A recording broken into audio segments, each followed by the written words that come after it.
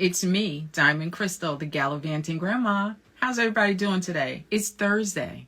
In some places, it's already Thursday, like almost time to quit, right? If you're in the workspace. And I'm glad you're here. I didn't put out an announcement because it was kind of like, we're just going to try this. And I'm so pleased to be here today with my Ignite this Ish partner and collaborator, Miss Nikki Singletary. Hey, Nikki. Hey, how's it going? Thank you for having me.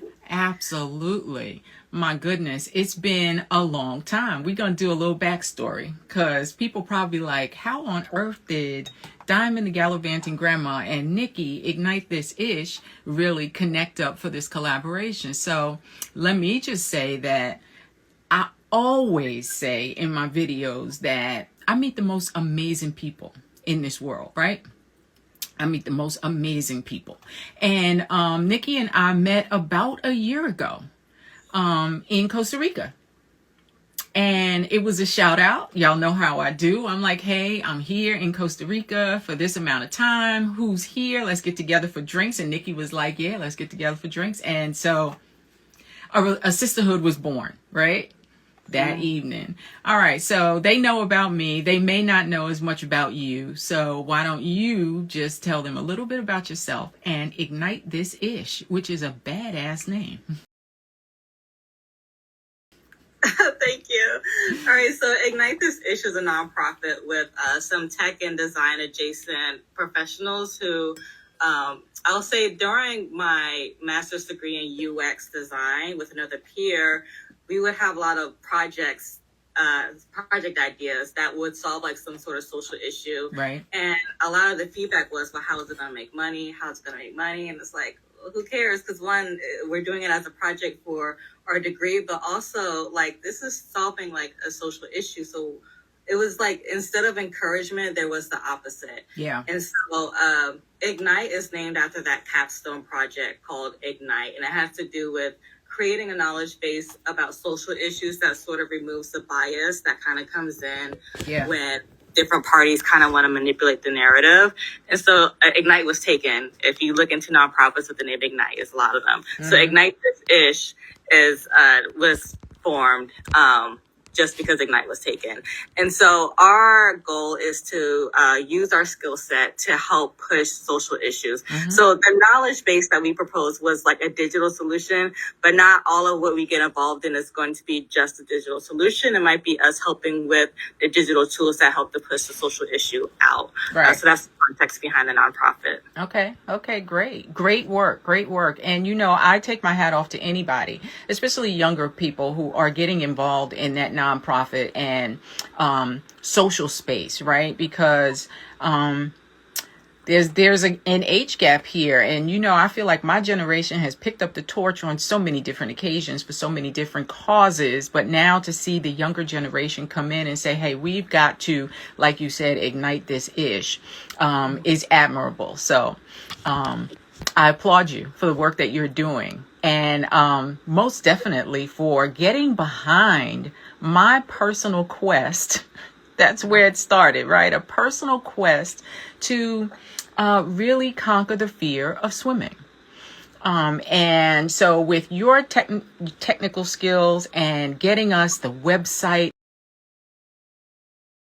and everything has just been really a huge blessing. But I wanted to go back and talk about some of the significant milestones that kind of led me to knowing that this was going to be something that I needed to address first personally, and then to offer it out to the sisterhood. I say all the time that my any events that I do or anything that I post is really born organically. If I need it, if I need to hear it, if it's something that I feel is going to encourage and inspire me, then I just am of the mindset that I can't be the only one who needs it. And that's exactly what happened here.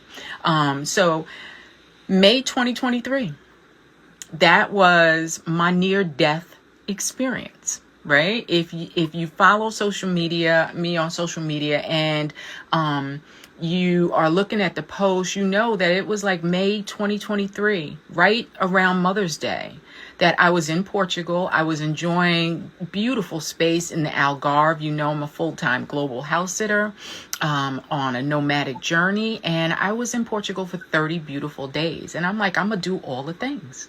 So this day I decided I was going to take the ferry over to one of the islands, Armana Island, and, you know, just take some cute pictures, you know, do all the things, right? I almost lost my life trying to be cute. And that was a changing point in my life where I realized this is ridiculous. You are too old not to know how to swim, how to save yourself. And it wasn't like I was in the ocean, right? I was at the shore. But fear took over. Like, I have no survival skills. So that video, I knew I saved it for a reason. At first, I started to delete it, honestly, because it was so traumatizing. I started to delete it. And I said, no, I'm going to need to share this story with somebody else. And it can't just be a verbal share. It has to be visual. So when I told you about it, you were like, yo, it's got to go on the website. Like, we got to put it up.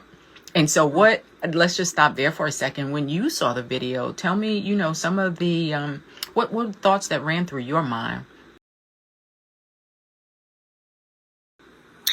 So I remember you telling the story verbally, but seeing it was a whole different thing. Yeah. And yeah, like the first time you fell was like, oh my God, I just fell. Yeah. And then you fell again. And then it's like, oh, she can't even like get her bearings. And that was scary. But then like at the end, I know it was probably like after the fifth time I watched it. Yeah. The man that saved you that you mentioned before, like you see him running and it's like, oh, like an angel. He was an angel, definitely. Yeah, because for what I remember, he knew that area and knew that you were over there. Yeah, so when you went out of his sight, he knew what happened. A blessing, right? Mm-hmm. Like that's like right person at the right time. At the right time, yeah. So I totally commend you for being vulnerable because I'm sure it's not easy to see yourself in a difficult place like that. Yeah. But when it comes to learning to swim and water safety, I'm sure there are a lot of people with stories like this. So I appreciate that they can see you and understand, like see the relatability of it. Yeah. I thank you so much. I mean, you know, it was a surreal moment for me, no lie, because, you know, my rational mind says, girl, you're 5'9", stand up. So that's what I'm thinking. You know, just stand up. You can overcome this. You are really not anywhere in the water. Hey, thanks to everybody who's joining. I'm so glad you took the time. But, you know, I'm saying to myself, you can stand up, get your bearings. And that's what you just said was you realized I could not get my bearings. And somebody said on that post, they said, yeah, but you never lost that phone. And that was my presence of mind was like, if I drop this phone, if I don't have anything in the air that somebody can see from a distance, you know, how's anybody going to know that I'm out here about to die? And so I'm holding on to this phone for dear life. And thank God. I mean, he was like something out of a Baywatch movie, man. Just like tore across. And he was there relaxing with his wife, you know.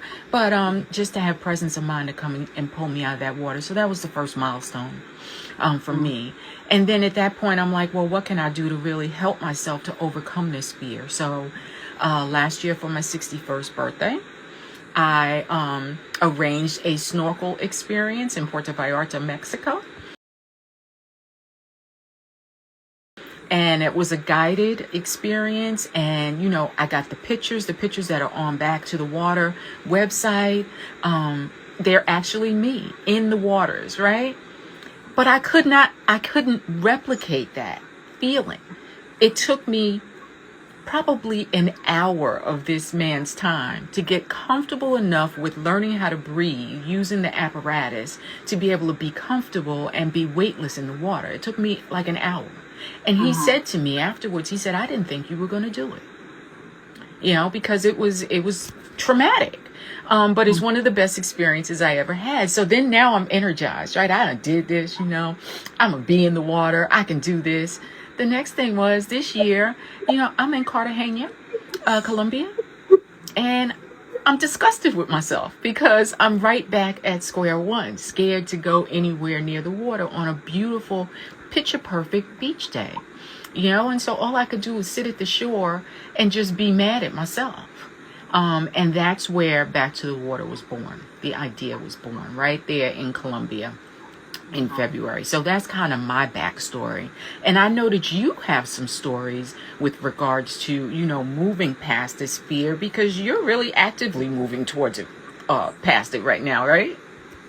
Yes, I'm taking lessons here in Costa Rica. Mm-hmm. He's a lifeguard. He's a local lifeguard, and it's interesting because when I contacted him, I actually got another contact, but this contact was busy. So now I'm working with him, and I'm able to. I can swim. I can swim without a floaty, but it's terrifying. But when he's like, "I need you to practice going under," I'm like, "Yeah." And it's just hard. It shoots up my nose, all that, and I'm just like, "This is hard." But I've also been doing it. I think, it's twice this time I've been in the ocean. Wow. Terrifying. It's absolutely terrifying. The last time the waves got bigger and bigger, not dangerous. It was still safe for me to be out there. And I tried to see as a lifeguard, but it was like, like this. But so that's how that's been. Okay. Well, I applaud you, because any move towards the water when you have this aquaphobia, that's really what we're talking about, right? We got to conquer that fear. I don't want my face in the water. I don't want my head in the water. I don't even want to feel the weightlessness, even though in another part of my brain, that's all I want to feel is the weightlessness, right?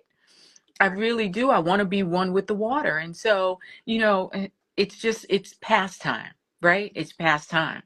And then the next, I think, really significant milestone in the planning of Back to the Water for me was during, I'm getting ready for my Wanderlust Wellness Retreat in Costa Rica. I'm doing all the planning, but Back to the Water is still on my mind. So I make this post in July, about a month before the retreat. And it was a monkey in a little pool of water. And this monkey was like going wild because it was so afraid that it was drowning.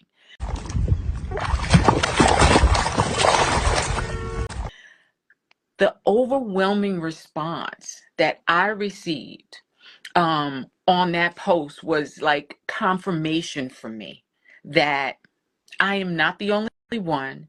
And, I had sister girls from all over the globe that I had connected with personally. That's right, it's Colombia. I am so excited to take this retreat to the place where the idea was first born. We are going to be in beautiful, vibrant Colombia, and I want you to be there with us.